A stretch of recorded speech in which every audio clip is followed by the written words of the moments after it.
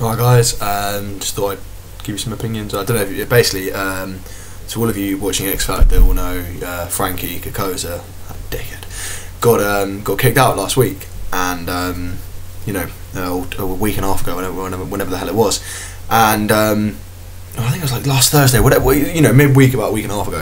And I remember last week I went in, I was just in town, and I bought the Sun newspaper, and the headline was these two blonde girls. I mean, they were nothing special. I mean, yeah, they were pretty good looking, but nothing amazing.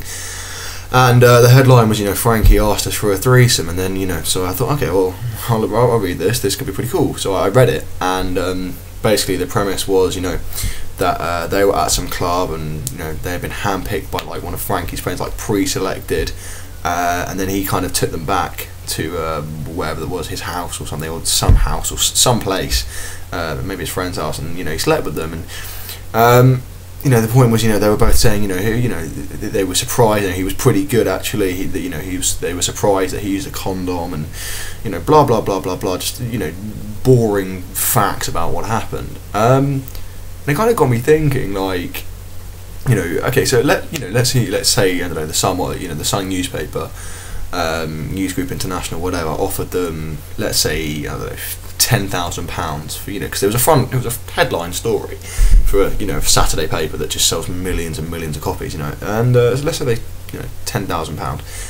That's not a lot of money. Like, come on, what I'm trying to say is, like, these girls are going to be on the front page, and it's got their full names. If they ever go to a job interview or an employer ever again, the first thing is, a lot of employers now type their name into Google and Facebook, etc. They're going to type their name into Google, and that's the first thing they're going to see. They're going to be, these two girls, offered a threesome and openly admit to sleeping with this guy, which there's nothing wrong with. I'm not condemning the fact that they had sex with Frankie. What I'm trying to say is, that they were willing to sell their story. No employee is going to go, yes, you're a good moral individual. You sold your story for £10,000. Yeah, we'll definitely employ you. It's like the short-sighted, the short-termism behind it. Yeah, 10,000. Let's say even 20,000. It's not a lot of money.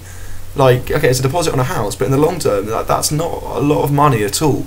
And they were more than willing to sell their story for that kind of thing. It's bizarre. Like, I wouldn't go as far as say like they ruined their life or anything, but their chances of getting anywhere substantially high, or even high on the career ladder, is just pretty much non-existent now. Just because you're 18 and I don't know what their circumstances are, what they do for a job, if they're at uni or whatever.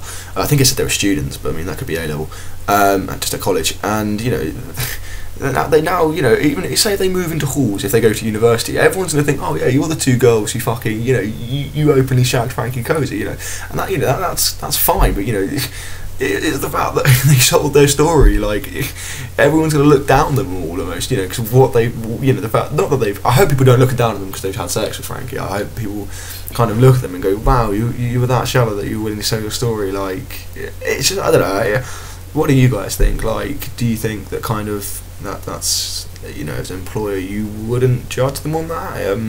That's what I'm trying to say, essentially. But yeah, be interested. Cheers.